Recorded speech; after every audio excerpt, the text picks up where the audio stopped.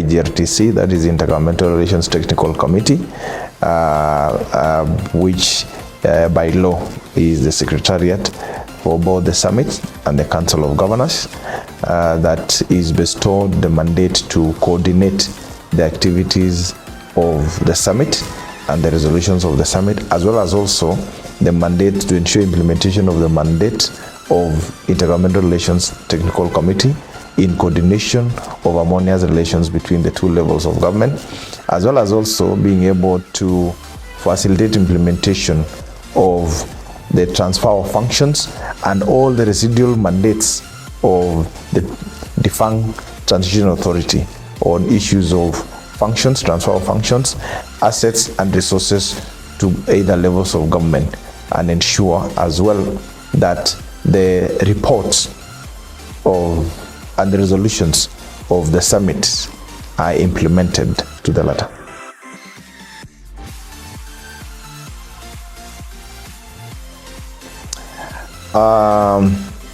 Sincerely, devolution to me is, I think, among the few things that I live for is devolution. I am glad to have been born at the time when I have matured into this devolution. And from where I sit, there are questions that keep cropping up every now and then from both from private and public sector, and also from the citizenry. That is devolution working? What is devolution? And where are we headed in devolution? Looking at the devolution space itself, it has a lot of aspects that we need to delve into for us to have an understanding of actually what devolution should be, what it was intended for, and what needs to be fixed for devolution to achieve its intended purpose, to ensure service delivery is taken closer to the citizenry efficiently and effectively. I choose the two words, efficiently and effectively, because those are the issues that are bedeviling and failing devolution. Every other thing could be happening, but as long as we are not effectively performing the functions by either levels of government efficiently to ensure resources are managed well, and effectively in a sense that it has to be timely. We can't be doing some of the formative things 12, 13 years after the onset of devolution. Some things ought to have been done and concluded, and the standards ought to have already been established, but we are not yet there.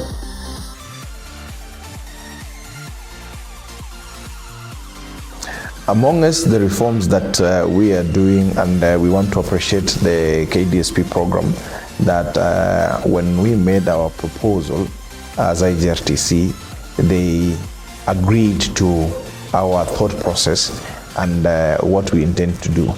One of the mandates of IGRTC is to be able to submit annual reports on resolutions of the summit to the legislature, that is both National Assembly, the Senate and county assemblies. That has never been done before, and yet it is expected in law. So from the onset of devolution 2013, it was expected that as we speak now, there should be about 12 or 13 reports should have been submitted to the legislature, which would in context reflect the implementation of the devolved functions to the counties. 1, 2 also is on the resolutions that have been made by the summit that has an impact on policy direction. There's an impact as well on legislative direction that would be done by either levels of government or either levels of government that will impact service delivery.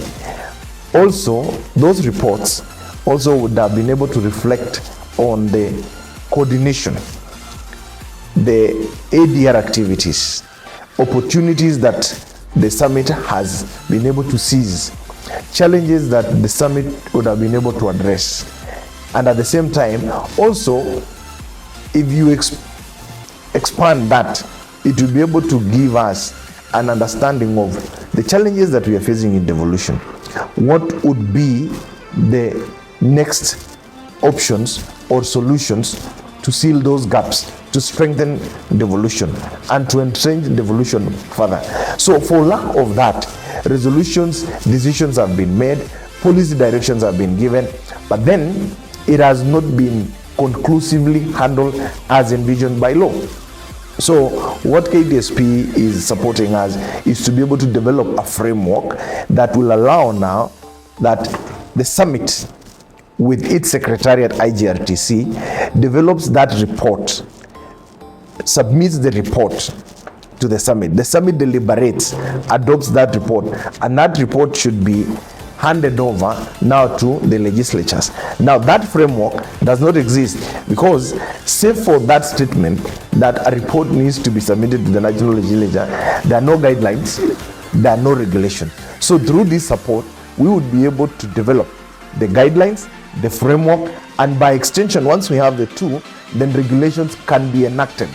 So that now, once it is transmitted from the summit to the legislatures, we expect that the legislators now would be able to debate and have an understanding of what the summit has done, what has happened in the devolution space, to inform their decisions on legislative amendments, legislative proposals, or developments that then will strengthen devolution. In that sense, what we don't have now also is, even once it is submitted to the National Assembly or the Senate or county assemblies, there is no, if you look at the standing orders, it has not reflected the report that I'm talking about. If you look at the guidelines in both the National Assembly and the county legislatures, it has not recognized that. That is why through this process of KDSP, we're also going to partner with the legislature so that as we develop this framework, it is also going to address those gaps, so that once that report is submitted to the legislatures, the processing of that report, are we saying we expect action from the legislature, to what extent, on what direction, or we expect a report on the report, and what would happen on the report, who takes action on the resolutions of the legislature on that report. But what we know for sure is it was designed to ensure that resolutions that have been done by the summit, or rather in the summit, that has a national policy impact should be understood and should be enacted in law. So that now, even as we talk about, there have been discussions about strengthening our constitutional provisions in law. There have been discussions about even amendment of the constitution, some sections of the constitution. It would be based on what? Now, these are the reports that we are saying will inform then the next level of strengthening or enacting more legislation to ensure provisions of law in the constitution are properly implemented. So that is what KDSP support would mean to IGRTC. It will ensure that IGRTC performs its mandate. It will be able to give us development of a framework that facilitates the summit resolution and submission to National Assembly. Further, the National Assembly and county assemblies now will have a framework, will have guidelines that enables it now in the discussion and resolution on the same report. And by extension, we will be serving the Kenyan citizenry.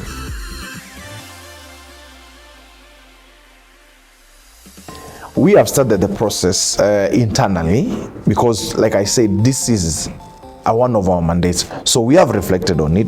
We have already have a thought process on how we desire this to be, and already we are working backwards to harmonize the previous end of year reports, that the annual reports that have been done by the summits that have happened. We are now about 11-12 summits that needs now for us to be able to see how then do we document clearly on what is expected by the law. Additionally, what we are looking at in the timeline is, with the funding that we are getting from KDSP or through KDSP, we have envisioned a situation where we have put our timelines because we know for sure by law summit is supposed to be held twice in a year. Already we are in mid-year. We might not be able to have a report ready by June when we expect to have the first summit of this year, but we know for sure by December there is going to be a summit. So through the support that we're getting from KDSP, our timeline is we will be able to do this between now and even have the first report and the first guideline through the guidelines that we'll have been able to develop to ensure that that report is submitted in this last summit of the year for submission to the legislatures.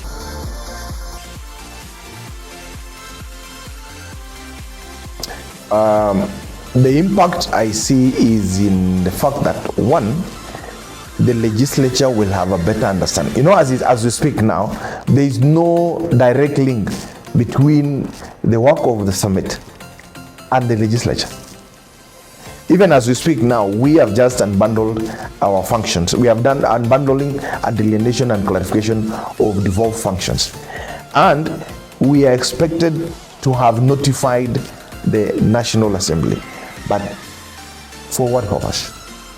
Now, for lack of guidelines, it becomes very difficult to have a link between the summit and the legislatures. And yet, for every discussion, for every deliberation, for every resolution that has a policy direction, there should be a legislative draft or regulations that would then endear the same resolutions or policy direction for implementation in both levels of government. Again, remember, we are talking about one clear mandate for national government, that is setting of standards and norms. So if we don't have a link between the summit, which is the top decision-making organ for both levels of government, how then will the legislature be seized of the matters that require enactment of law? So through this, I foresee a situation where devolution will have a second bite on legislative drafting that will have an impact on service delivery. It would be able to provide legislative solutions to the gaps that already through the 12 years of implementation of devolution we have been able to identify. It will also strengthen the counties because as we speak, there are two provisions in law where national government legislation and county government legislation intersect. One, county assemblies are expected by law to be able to adopt national legislation into their counties, like a model laws that should be able to reflect the county status. Secondly, through the standing orders, there would be messages sent from county assemblies to the Senate. In my memory, serves me right, I can't remember if there is any assembly in this country that has sent a message of interest to a county assembly to the Senate. Secondly, if you look at that gap then, is there a situation where the National Assembly, Senate, and county assemblies are discussing a matter on common platform, on a common matter, on the same report? We have reports from Controller of Budget, we have reports from the Auditor General, which is delivered to either both legislatures, but are they deliberated at the same platform? Look at the Auditor General's report. The county assemblies deliberate on the same report from the Auditor General's report, but they can't summon the governors. The same report is discussed at the National Assembly and Senate, and governors are summoned. So where are the standards? Why is that? Those are among us the few gaps that I'm saying. This report that is envisioned in law from the summit, it will give us now a platform where we're saying some of the issues that have been identified and recognized and agreed upon by the county governors and the president are 1, 2, 3, 4. It is expected then from there will be recommendations. What are they recommending to the legislatures? What action would be expected of the legislatures? So for me, I look at The impact being, one, on policy, two, on legislation, and by extension, service, and even the coordination and collaboration. Because the simple fact that the county assemblies, Senate, and National Assembly will be discussing the same report and expecting that they come up with a recommendation based on the same that will provide a solution for the government. One, if all of us agreed to the spirit of the Constitution, to the letter even of the Constitution, that the drafters of the Constitution and the Kenyan people, for that case, by voting for this Constitution and having this Constitution in place, expressed themselves and said both levels of government are interdependent. As much as we have the two levels, but they must be interdependent, in the sense that the Constitution recognizes the fact that none of the levels of government can exist without the other. If that is appreciated by the leadership, if that is also facilitated, and I'm very keen to say facilitated by the technical civil servants and every Kenyan worker in whatever platform that they are, to recognize that, to facilitate that, then coordination and collaboration will help this country in achieving a lot. And from where we sit as IGRTC, we have created mechanisms, because the law mandates us to create mechanisms that require or that will be able to facilitate that coordination and collaboration. We have sector forums that are envisioned in law. If both levels of government appreciated the same and embraced sector working groups, sector forums, and also the intergovernmental units at the county level, where it is expected that the county governments embrace county government officers performing national government officers performing national government functions or implementing national government mandates at the county, so that they collaborate at that level, because they are at the lower level of the devolved unit. If they embrace that, even at the county level and at the national level, and we have matters discussed through the sector forums that are well structured, we have a well structured conversation and build consensus on issues of interest to both levels of government, which by extension is of interest to the Kenyan citizenry, then that collaboration would be of service to Kenyans. And of course, we're saying it is important that we appreciate that every discussion at whatever level is geared towards ensuring efficient provision of services to the Kenyan citizenry. Thank you. What we have done in the process of unbundling, clarification, and delineation of devolved functions. That statement has a lot of English. Devolved functions in this sense is we are not transferring any new functions. Functions have already been devolved and assigned in Schedule 4 of the Constitution. What we are only doing, or what we have just done, is to clarify where there was opaqueness or lack of clarity. We have unbundled to say some of the functions are one statement, one huge function, but there are quite a number of elements in that. Give a good example of health. Health has preventive and curative. What does that mean? What are the elements under curative? What are the elements under preventive? So much. Water is another example. There is water reticulation, there are water dams, there are water ponds, there is water conservation. Now, those are the elements that now we have done unbundling.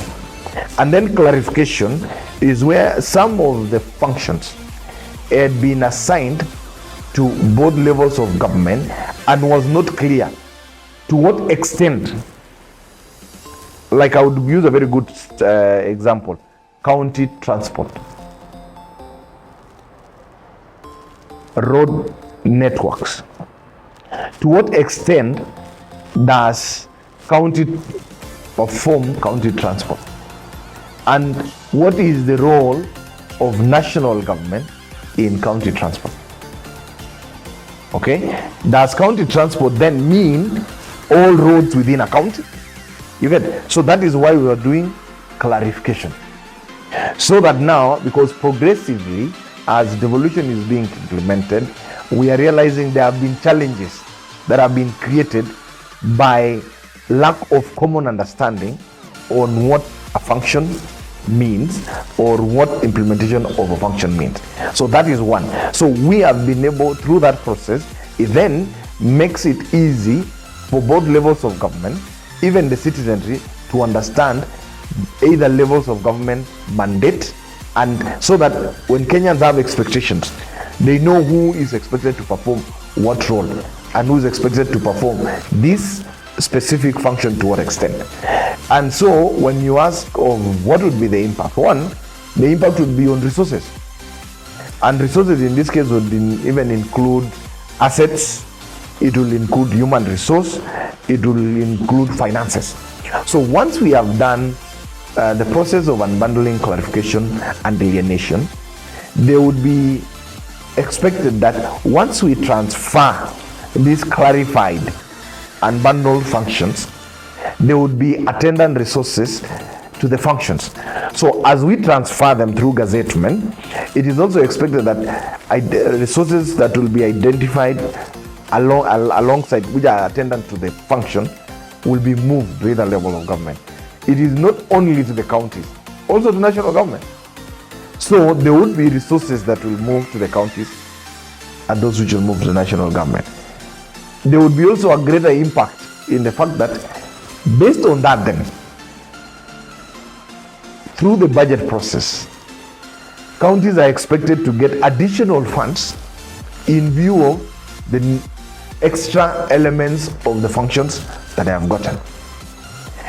It will also mean that some of the agencies in national government who are performing mandates in line with those elements that have moved, they will have to relinquish all their resources, including human resource, and even it might mean that the legislation that brought them to life be repealed. In a nutshell, they cease to exist. I like a choice of the word in a decade, because in my honest estimation, we need another 20 years for us to have full implementation and full understanding. Beside the implementation, full understanding by all stakeholders, including even the citizens, of what devolution is. Because in my view, Kenyan citizens approved and adopted devolution. Did we have a full understanding of what we want on devolution? Maybe not. That is why we still insist on citizens are still asking questions the wrong people, and the wrong people answering the wrong questions. Because even at the either level of government, the officers serving in whether at the policy level, at the administrative level, we still do not have full understanding of what we desire of devolution. And it is because we still need time to implement some of the elements as specified in the Constitution.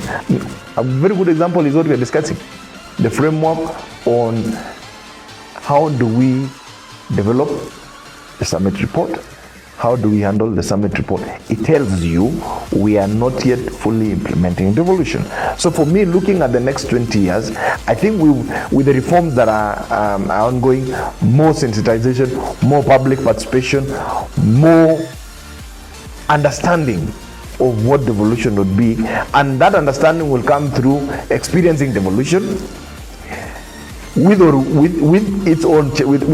the challenges that it has come with, being creative and innovative along the way. Ultimately, when we arrive at the point where we are saying that devolution has fully been implemented, I see a country that will be better developed. I see a citizenry who will be more satisfied. I see a citizenry that will be more involved and appreciative of a government. I see a government that will be better structured. I see a government that will be serving the citizenry more effectively and more efficiently.